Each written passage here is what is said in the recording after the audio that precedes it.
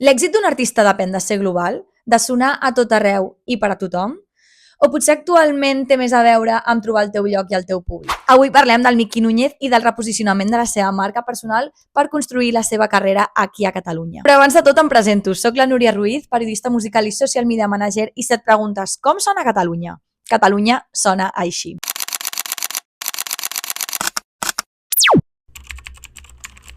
El cas del Miqui és interessant perquè no és una història convencional, no és el típic cas d'artista que fa un boom i després desapareix o que fa un boom i aconsegueix mantenir-se. És la història d'un artista que s'ha anat construint en diverses etapes i moments. Segurament el recordes per la seva participació a Operació Triunfo l'any 2018, tot i que s'ha de dir que el seu origen no és aquest perquè anteriorment va participar en un grup de versions anomenat Dalton Bank, però bé, tornem a Operació Triunfo. El seu perfil era perfecte per aquest tipus de programa perquè era carismàtic, enèrgic, proper, va connectar molt amb el públic i de fet va acabar en 6ª posició. No vull tenir-te a tu, vull encontrar-te, vine-me a buscar, vine a robar-me l'aire. I durant la participació en aquest programa justament es va fer la preselecció pel candidat d'Eurovisió de l'any 2019 i ell va acabar representant a Espanya amb La Venda. La Venda i el Calló.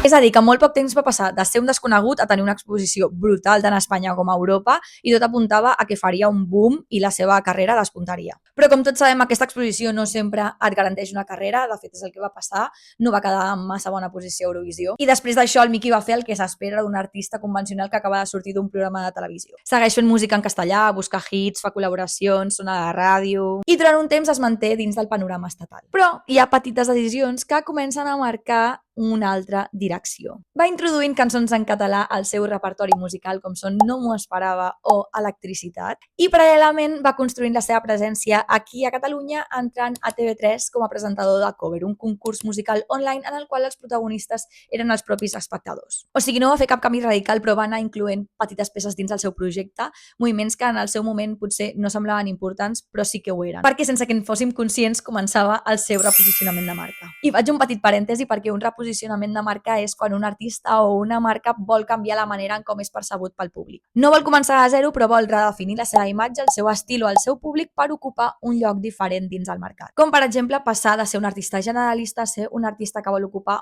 una escena molt concreta com pot ser la música en català. No és canviar qui ets, sinó canviar com vols que et vegin. La clau de tot això és que no passa d'un dia per l'altre, sinó que hi ha una evolució. De manera que sense fer un gran anunci o un gran canvi radical, el Miqui passa a ser un artista que va sortir d'OT a una cara visible i reconeguda a Catalunya. I és ara, amb el temps, que veiem aquest reposicionament de manera més clara. Perquè veus projectes en català com el seu EP La Partida, la seva participació a les campanades de TV3, ser presentador de Zènit, té molta més connexió amb l'escena local fent col·laboracions amb Saxeni o Mont DJ, per exemple. I si mires tots aquests projectes en detall, tots tenen una cosa en comú. Són oportunitats professionals, sí, però sobretot són decisions que reforcen una mateixa imatge de marca i totes tenen un rerefons. Participar a les campanades de TV3 no només és presentar un programa, és convertir-se en una cara familiar per a tot un país. El mateix passa en presentar un programa com Zènit, on ja no només és artista, sinó també comunicador, prescriptor i algú amb veu pròpia dins l'escena. I fent un EP com La Partida, en el que el Miqui decideix fer un projecte 100% en català, no només està canviant d'idioma, està decidint amb qui vol connectar, en quin context vol existir i quin lloc vol ocupar dins la indústria. I si sumes tot això, veus que no són moviments aïllats, sinó que són peces d'una mateixa estratègia. Una estratègia que construeix una marca molt clara, la d'un artista arrelat a Catalunya, proper i reconeixible més enllà de la música.